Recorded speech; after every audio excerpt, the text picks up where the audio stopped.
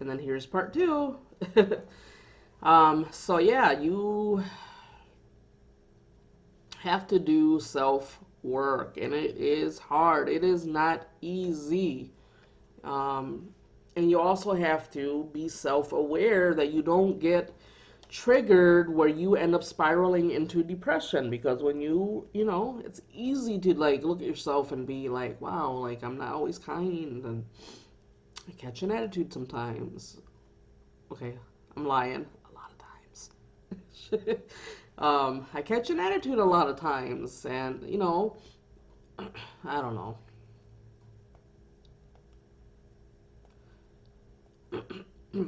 It's hard because it's like, is it a lot, or am I just thinking it's a lot? You know. So these are discussions that need to be had. You know, you need to have discussions with your closest people to you. You need to ask, like, am I always having an attitude? Is it just me? Like, because you start to go into this, cycle of, man, my little, and I don't mean, please don't take me saying cuckoo in the wrong, you know, in the wrong light.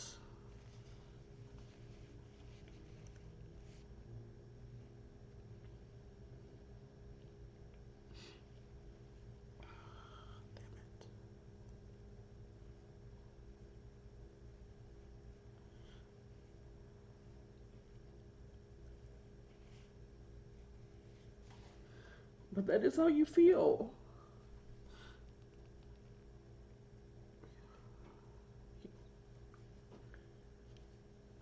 You constantly feel like your little, you feel like your mental's off. That sucks. And that's how you end up beating yourself up. Because you're like, you know, constantly like blaming yourself. And I know trauma clearly was never like my choice. It happened to me, you know. So you have to find that balance between not beating yourself up and doing something about it, even though it was done to you. The after effects of, you know, the trauma, unfortunately, is still is still your um it's still your responsibility. It is. And with learning to love yourself, self love, comes that reality of, oh, shoot, I need to check myself. And it's not hard, clearly. Like, this makes me emotional. But I think as long as you recognize it, um, good can come from it. Because self awareness is a very, very powerful tool to have. A lot of people don't have that out here. They really don't. They don't realize, how their energy and how their personality and, the way they speak to people, and it affects other people. It just does. And then I don't say this to like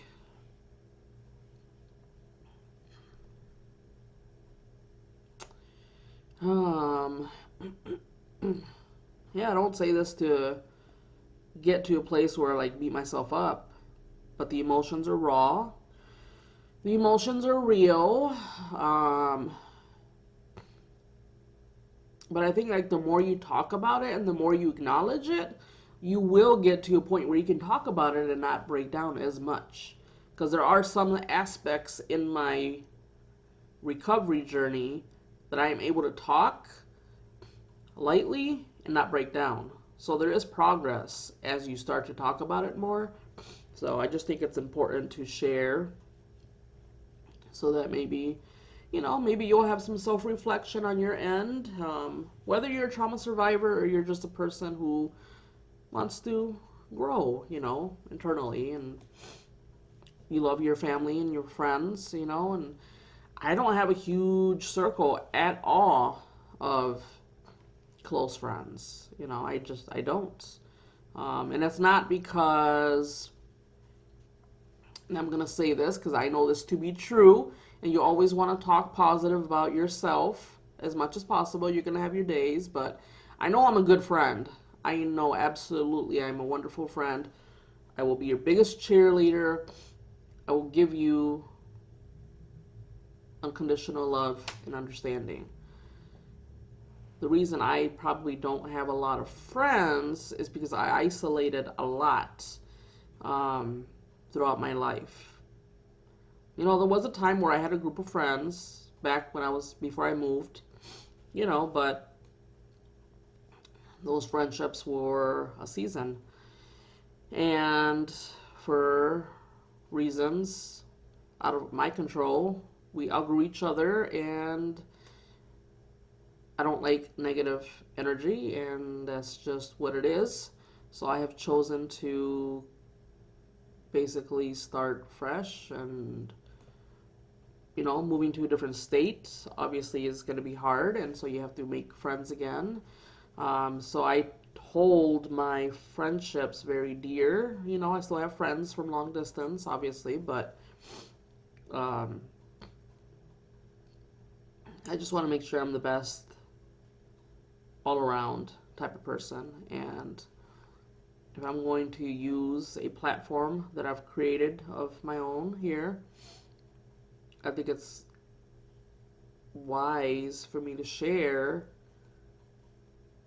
these aha moments. Hopefully you get something from it. And again, don't beat yourself up. Allow for room. That's one thing I'm learning, is allow room for the emotions. And almost embrace them, and sit with them, and I think just knowing that I'm going to make changes is enough to maybe not spiral myself into depression. Um, yeah. I know that I'm doing work. I'm continuing to do work. I'm going to continue to do work. That is part of my recovery. I've accepted that. And I have to be accountable and look at myself. And it's hard. It's not going to be easy, but it's necessary. If nothing changes, nothing changes. That's just the bottom line. And I want to be a better person all around. I mean, that's pretty much the end of the day. I think we all hopefully strive for is just to be a better, kind person. And that starts with your own internal group of friends and family, and, you know, I think honestly, it's just the closest people, the very closest people to you that you, I guess, in a way, probably know that you can get away with being smart here and there, and, you know, it's not nice because they're the people that care for you. They care for you the most. They're there for you the most. They love you the best probably. um, and so that has to be reciprocated. Um, because it's only fair. I mean, why should they give you love and support yet you're giving back, but are you really at the core giving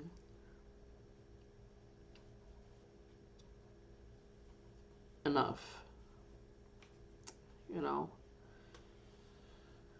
I feel like I'm going in circles now, so I will, yeah, try to leave this on a positive note and say we're all a work in progress. It's okay to talk about hard stuff and places in your life where you feel stuck and you need to grow. And this is raw, obviously. I didn't stop the video even though my makeup is a mess. And I don't wear a lot of makeup anyway, so it's all good. I'm still cute. um, yeah, just try to be, I say, be kind, be kind. But I have to be kind too. Like, check yourself, girl. And that's kind of where I'm at. So I'm going to really work on that. You have to be kind to your own group of friends and support system. You can't just be out here being kind to everybody else, but not them. Like, really?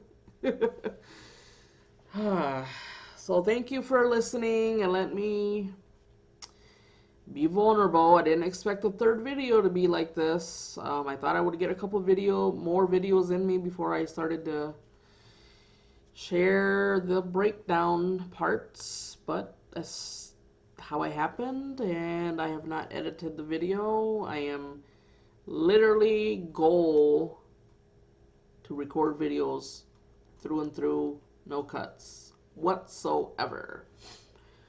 So yeah, just be kind to your people, to your support system, to your loved ones.